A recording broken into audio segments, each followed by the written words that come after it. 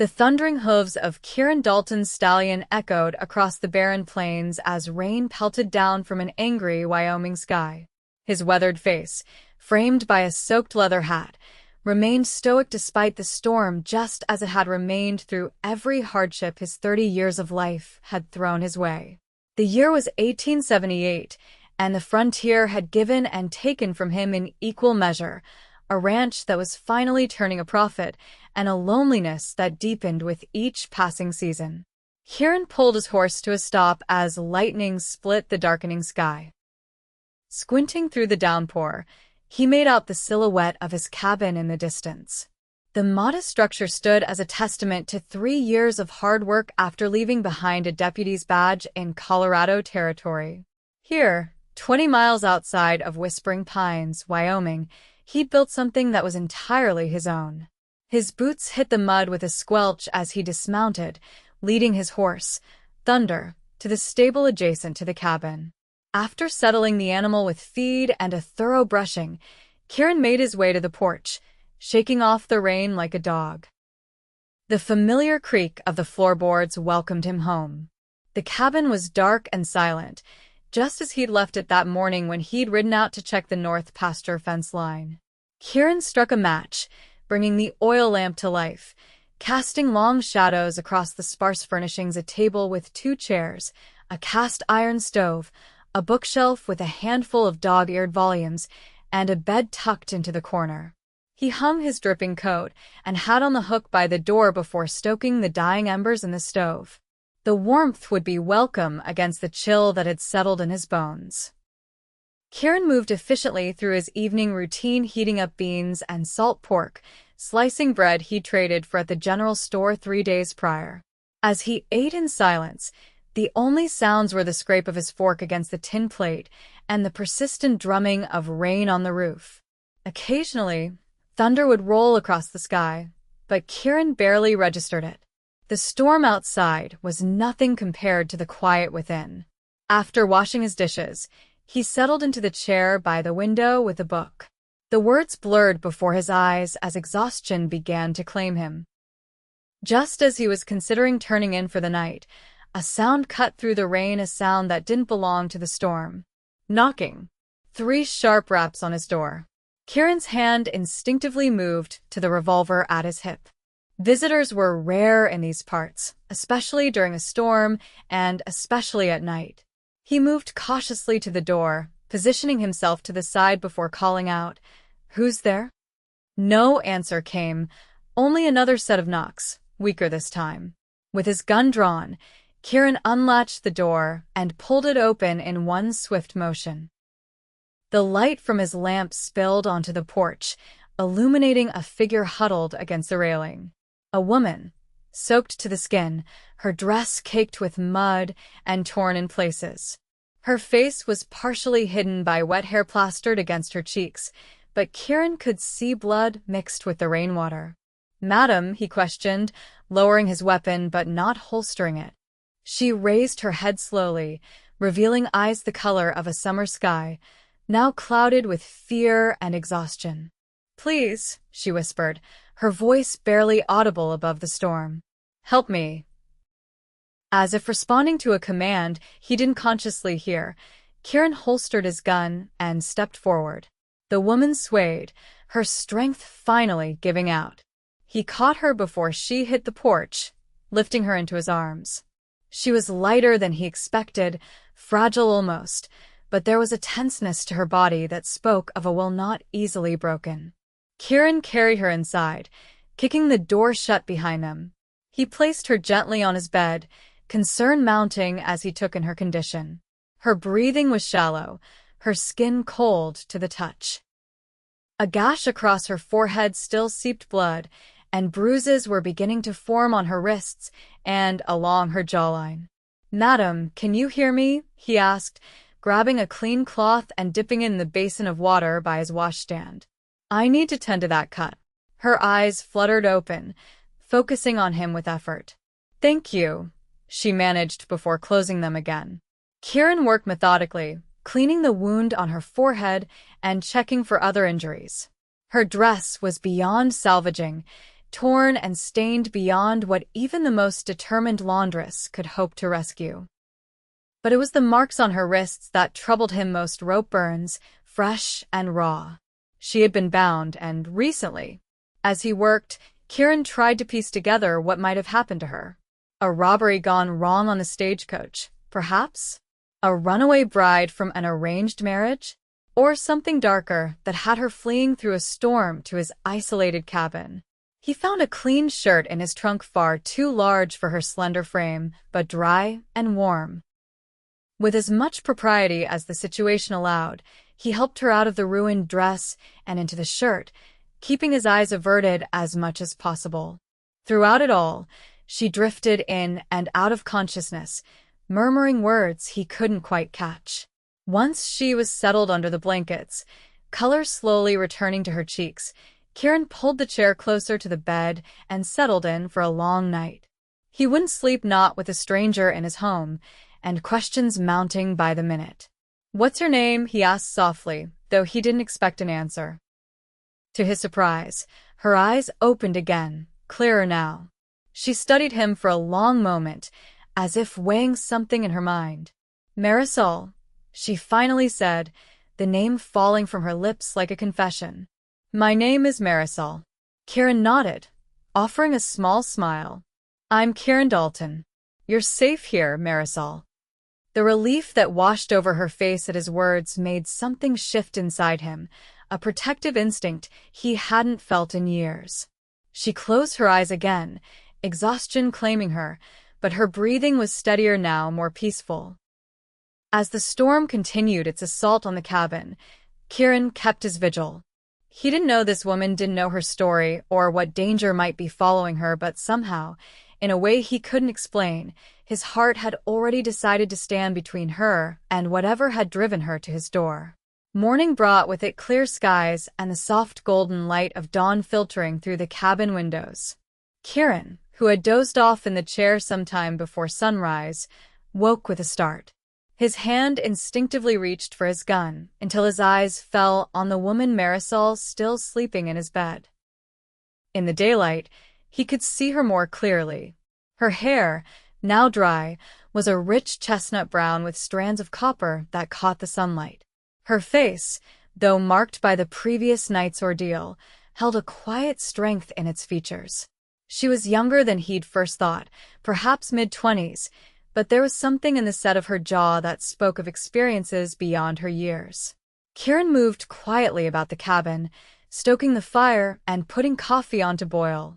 He had just cracked eggs into the skillet when he heard the rustling of blankets behind him. "Good morning," he said without turning around. "Hope you like your eggs on the runny side. It's about all I can manage without burning them." "I'm sure they'll be wonderful," came her reply, her voice stronger than it had been the night before. There was a hint of an accent there, something southern perhaps, but refined. Kieran glanced over his shoulder. Marisol was sitting up in bed, his shirt swimming around her small frame. She had pulled her hair back from her face, revealing the full extent of the cut on her forehead, less angry now, but still prominent against her pale skin. "How are you feeling?" he asked, sliding the eggs onto 2 plates and adding a slice of bread to each. "Like I fell off a horse and got dragged for a mile," she admitted with a small, pained smile. "But I've had worse." The casual way she said it, as if being injured was a common occurrence, made Kieran's brow furrow. He brought the plates to the bedside, pulling his chair closer. "You want to tell me what happened?" he asked, handing her a plate and fork. "Who did this to you?" Marisol accepted the food but avoided his gaze. "It's complicated." "I've got time," Kieran replied, taking a bite of his eggs. "And I reckon you're not going anywhere soon, at least not until that cut heals a bit." She was silent for a long moment, picking at her food. When she finally spoke, her voice was measured, as if she was choosing each word carefully. "I was traveling with companions. We had a disagreement about our destination." Her eyes flicked up to his, assessing his reaction. "They preferred I continue with them. I had other ideas." "These companions," Kieran said slowly, "they the ones who tied you up?" A flash of surprise crossed her face before she could mask it. "You noticed." "Hard to miss," he replied, nodding toward her wrists, visible now as the sleeve of his shirt had slipped back. "I was a deputy once." Tends to make a man observant.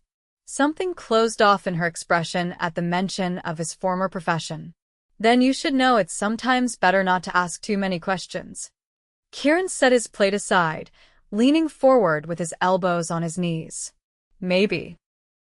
But when a woman shows up at my door half dead in a storm, running from people who bound her against her will, I figure I've earned the right to a few answers." Marisol held his gaze for a long moment before her shoulders slumped slightly. "You have," she conceded. "But I can't give you what you want. Not yet." She set her barely touched plate on the small table beside the bed. "All I can say is I'm not bringing trouble to your door intentionally.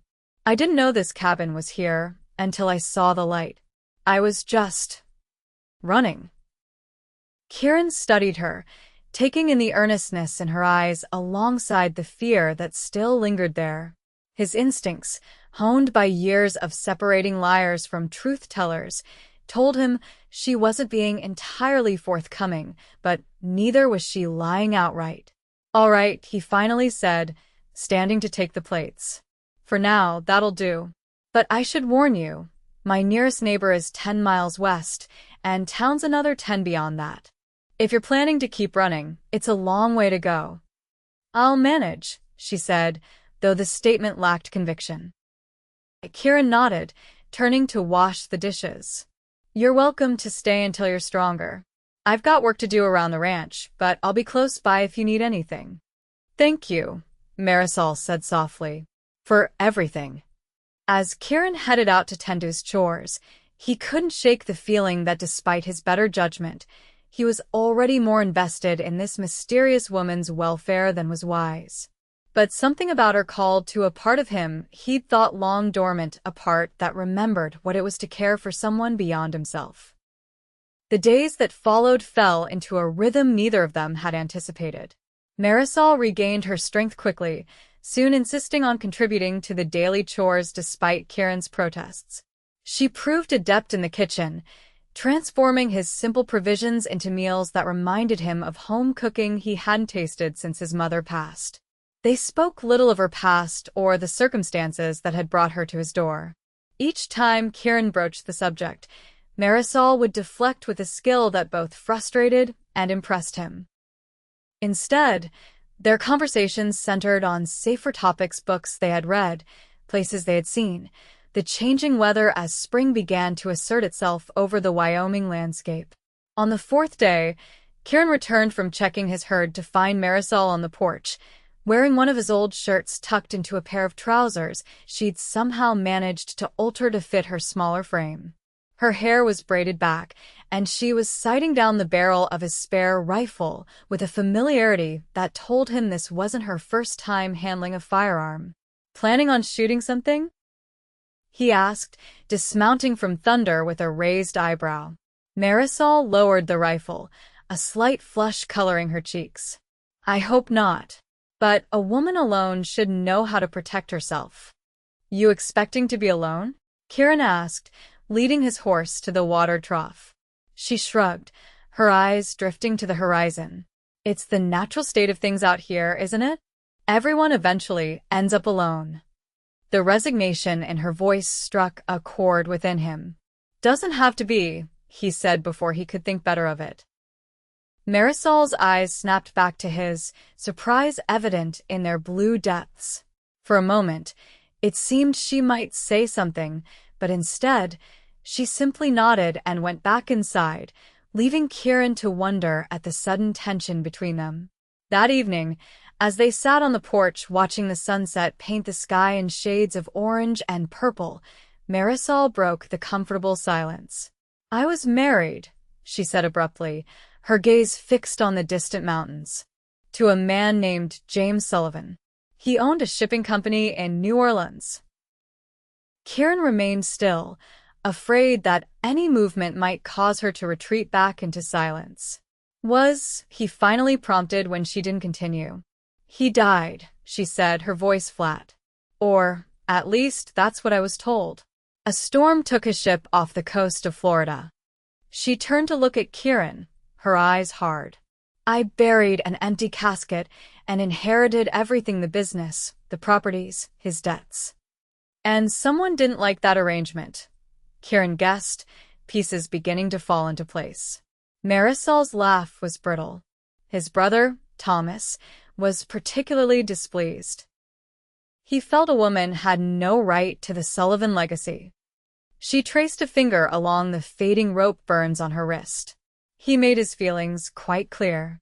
The companions you were traveling with, Kieran said, anger beginning to simmer beneath his calm exterior. They were taking you back to him. She nodded. To sign over everything, and then. She let the sentence hang, but the implication was clear. I managed to get free when they stopped to water the horses. I ran all night before the storm hit, before I found her cabin. Kieran absorbed this information, his mind racing. These men, they'll be looking for you. Yes, she admitted. And they won't stop until they find me. Thomas has too much at stake. Then we need to be prepared, Kieran said firmly. I still have friends in law enforcement. We can send word to the sheriff in Whispering Pines. Alert the territorial authorities. No, Marisol interrupted, alarm flashing across her face. No authorities. Thomas has connections everywhere. Money buys loyalty, and the Sullivan name carries weight, even out here. Kieran frowned. You can't run forever, Marisol. I don't intend to, she replied, her voice taking on a steely edge he hadn't heard before. But I need time to think, to plan. If I'm going to fight back, I need to do it on my terms. Their eyes met in the fading light, an understanding passing between them. Kieran saw in her not just the vulnerability that had first stirred his protective instincts, but a fierce determination that commanded respect. All right, he conceded. No authorities for now. But I won't let them take you without a fight. The words came easily, naturally, as if protecting her was already a foregone conclusion in his mind. Marisol's expression softened, gratitude, and something deeper shining in her eyes. Thank you, Kieran, she said softly. I haven't had someone on my side in a very long time. As night fell around them, Kieran realized with startling clarity that despite knowing her for less than a week, despite the danger she brought with her, he was inexorably drawn to this woman. Perhaps it was the shared understanding of loss, or the quiet strength she exhibited, or simply the way her presence had filled a void in his solitary existence he hadn't fully acknowledged. Whatever the reason, Kieran knew with certainty that his heart had already made its decision, even if his mind was still catching up. The following week brought changes to the rhythm of the ranch. Kieran doubled his vigilance, always keeping a weapon within reach and an eye on the horizon. He taught Marisol to shoot with greater accuracy, pleased to discover she was a quick study. Together, they established signals and plans for various scenarios, preparing for an encounter they both hoped would never come. But it wasn't all preparation for conflict. In the quiet moments between chores and planning, something was growing between them, a connection that neither had expected, but both increasingly relied upon. Kieran found himself sharing stories he'd never told another soul about his time as a deputy, about the family he'd lost to typhoid when he was barely 20, about his dreams for the ranch. Marisol, in turn, revealed more of herself. She spoke of growing up in a merchant family in Georgia, of her love for music and literature, of her marriage to James, a business arrangement at first that had slowly developed into genuine affection before his death. She described New Orleans with such vivid detail that Kieran could almost smell the spices in the air and hear the jazz spilling from the doorways of saloons. Do you miss it?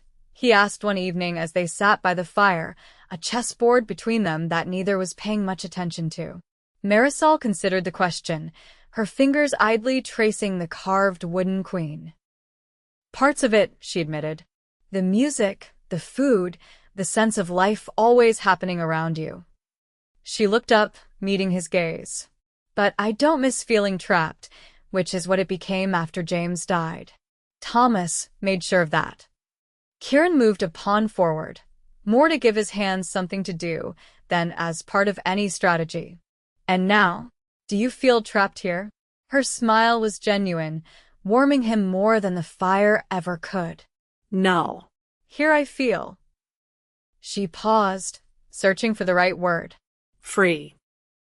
Despite everything, despite knowing they might find me, I feel more myself than I have in years. Good, Kieran said, his voice rougher than he intended. That's good. They lapsed into comfortable silence, the game forgotten as they both stared into the flames, lost in their own thoughts but somehow still connected, as if an invisible thread had woven itself between them. Later that night, as Kieran lay on the pallet he'd made for himself by the stove, insisting Marisol continued to use the bed, he found himself unable to sleep. The thought of her leaving, of returning to her life or building a new one somewhere else, created an ache in his chest he hadn't anticipated. In the short time she'd been with him, Marisol had become essential, like air or water, necessary for life itself. The realization should have terrified him. Instead, it brought a strange peace. Whatever came next, whatever challenges they faced, Kieran knew with bone-deep certainty that his place was by her side, for as long as she would have him there. The confrontation, when it came, arrived with the first spring thunderstorm. Kieran had ridden out at dawn to round up a few strays spotted near the North Creek. By mid-morning, dark clouds had begun to gather, and he decided to head back rather than risk getting caught in the downpour. As he crested the hill overlooking his property, a flash of movement near the cabin caught his attention. 3 riders, approaching from the east. Even from a distance, Kieran could tell they weren't locals. Their horses were too fine, their postures too rigid for frontiermen. His heart hammering against his ribs, Kieran urged Thunder into a gallop, taking a circuitous route that would bring him to the back of the property unseen. He dismounted in the cover of the trees behind the cabin, drawing his rifle as he moved silently toward the structure. Through the kitchen window, he could see Marisol standing with her back to the stove, his spare revolver pointed steadily at the 3 men who had entered uninvited. Their backs were to Kieran, but he could hear their voices clearly through the half-open door. "Mrs. Sullivan, you've led us on quite a chase," the tallest of the 3 was saying, his accent marking him as Eastern, possibly Boston. "Mr. Thomas Sullivan is most distressed by our continued independence." "I imagine he is," Marisol replied, her voice remarkably calm despite the situation. "Tell my brother-in-law that my answer remains the same. The business is mine, legally and rightfully, and I have no intention of signing it over to him or anyone else." The man chuckled, the sound devoid of humor. "I'm afraid you misunderstand the situation. We're not here to negotiate." He took a step forward. "You're coming with us, willing or not." "I wouldn't take another step if I were you," Kieran called out, stepping into the doorway with his rifle trained on the man's back. "Unless you fancy having a new hole to breathe through." The 3 men froze, tension radiating from their stiff postures. Slowly, they turned to face him, revealing expressions ranging from surprise to calculation to outright hostility. "This doesn't concern you, Cowboy," the leader said, his hand hovering near his holster. "This is a family matter." "Well, seeing as you're in my home, threatening someone under my protection, I'd say it very much concerns me," Kieran replied, his fingers steady on the trigger. "Now, I suggest you boys get back on those fancy horses and ride out of here before this gets messy." The shortest of the 3, a wiry man with a scar running down his cheek, sneered. 3 against 2. I like those odds." "Do you?" Marisol asked, her voice taking on a dangerous edge. "Because I count 2 guns aimed at you and a 3rd. She nodded toward the window, where the barrel of a shotgun now protruded. "Mr. Lewis from the neighboring ranch has excellent timing, doesn't he?" Kieran fought to keep his expression neutral, impressed by her quick thinking. There was no neighbor in sight, but the bluff might just work. The leader's eyes narrowed as he assessed the situation. After a tense moment, he gave a curt nod to his companions. "This isn't over, Mrs. Sullivan. Mr. Sullivan is not a man who gives up easily." "Neither am I," Marisol replied coolly. "And you can tell Thomas that if he sends anyone else after me, I'll ensure copies of his ledgers, the real ones, not the ones he shows the tax collectors, find their way to the appropriate authorities." A flash of alarm crossed the leader's face before he could mask it. "You're bluffing." "Am I?" Marisol raised an eyebrow. James may have trusted his brother, but he wasn't a fool. He kept records, and as his wife, I know exactly where they are. The standoff stretched for several heartbeats before the leader finally inclined his head in what might have been respect. "We'll convey your message," he said tightly. "But don't think this ends here." "For your sake, I hope it does," Kieran interjected. "Because next time, I won't be asking politely." The men backed toward the door, keeping their hands visible. Once outside, they mounted their horses with practiced ease and rode off, their postures rigid with barely contained anger. Kieran kept his rifle trained on them until they disappeared over the horizon before rushing to Marisol's side. The revolver in her hand was shaking now, the adrenaline wearing off to reveal the fear she'd so expertly concealed. "Are you hurt?" he asked, gently taking the gun from her trembling fingers. She shook her head, collapsing into one of the kitchen chairs. "No." "They'd only just arrived when you showed up." She looked up at him, her eyes wide. "How did you know?" "I didn't," Kieran admitted, setting the weapons aside and kneeling before her. "Just lucky timing. But what you said about the ledgers." A small, fierce smile curved her lips. "Not a bluff.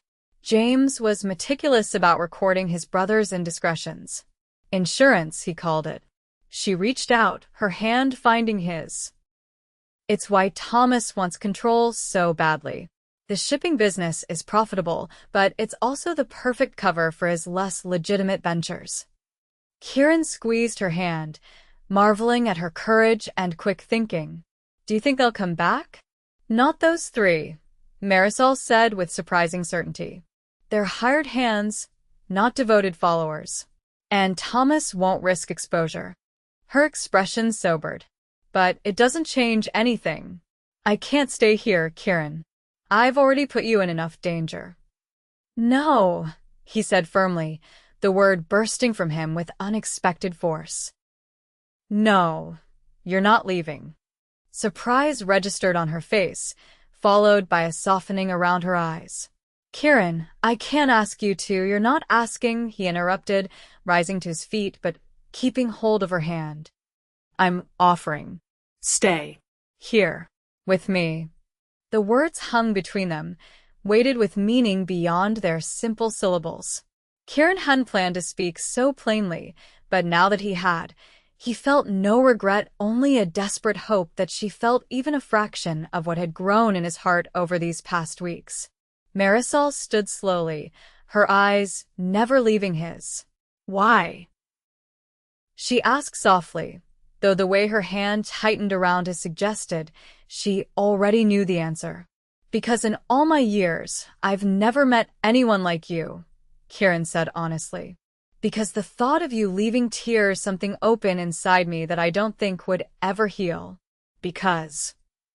He took a deep breath, laying his heart bare. "Because I love you, Marisol. I don't care about your past, or what name you choose to use, or what dangers might follow you. I just know that my heart recognized something in you from that first night, and it's been answering your call ever since." Tears welled in her eyes, spilling over to trace silver paths down her cheeks. "I was so focused on running away," she whispered. "I never expected to find something to run toward." Kieran's heart hammered in his chest as he dared to hope. "And have you found something worth running toward?" Instead of answering with words, Marisol closed the distance between them, her lips meeting his in a kiss that conveyed everything words could not, her fears, her hopes, her growing love for this man who had become her sanctuary in a storm. When they finally broke apart, both breathless, Marisol rested her forehead against his. "Yes," she murmured. "I've found you." The summer of 1878 brought changes to the Dalton ranch that Kieran could never have anticipated when he rode out on that stormy spring day. The cabin expanded to include a proper parlor and a second bedroom that they hoped would one day house a child. The herd grew, as did the reputation of the ranch as a place where quality and fair dealing were guaranteed. But the most significant change was the presence of Marisol Dalton, formerly Sullivan, formerly Reynolds before her first marriage. She brought life and warmth to places Kieran hadn't realized were cold and empty. Her laughter filled the cabin. Her touch healed wounds he'd carried so long he'd forgotten they were there. They were married by a traveling preacher in June, a simple ceremony attended by the handful of neighbors and friends Kieran had made over the years. Marisol wore a dress of pale blue that matched her eyes, with wildflowers in her hair instead of jewels. Kieran thought she had never looked more beautiful than she did standing beside him, promising to face whatever came next together. The threat from Thomas Sullivan never fully disappeared, but it receded as months passed without incident. Through carefully chosen correspondence with a lawyer in New Orleans, Marisol arranged for the shipping business to be sold, the proceeds invested in their ranch and in a small trust for the children they hoped would come. The leverage of the ledgers remained their insurance against further interference. As summer turned to fall and fall to winter, Kieran often found himself watching Marisol as she moved about their home, cooking, reading, planning improvements to the property. In those quiet moments, he marveled at the strange workings of fate that had brought her to his door that stormy night. He hadn't known her name then or her past. He had only known that something profound and inexplicable had awakened within him, something that recognized her as essential even before his mind understood why. On a cold December evening, as they sat before the fire planning for the spring planting, Marisol looked up from her notes with a smile that still took his breath away. "What are you thinking about?" she asked, noticing his contemplative expression. Kieran reached for her hand, his thumb tracing the simple gold band he had placed there 6 months earlier. "About how sometimes the heart knows what it wants before the mind catches up." Her smile deepened, understanding in her eyes. "Like when a half-drowned woman appears on your doorstep in the middle of a storm?" "Exactly like that," he agreed, pulling her closer until she was nestled against his side. "Best knock I ever answered." Marisol laughed, the sound filling their home with a kind of warmth no fire could provide. "And here I thought I was the lucky one." As the snow fell softly outside, cocooning their small corner of Wyoming in peaceful white, Kieran pressed a kiss to her temple. "We both are," he murmured. "We both are." In the vastness of the frontier, where loneliness was as common as the stars in the sky, they had found in each other something rare and precious, a love that had answered when fate knocked, a bond forged in trust and strengthened by the challenges they had faced together. And though neither could know what the future held, they faced it without fear, secure in the knowledge that whatever came next, they would meet it as they had met everything since that stormy night together.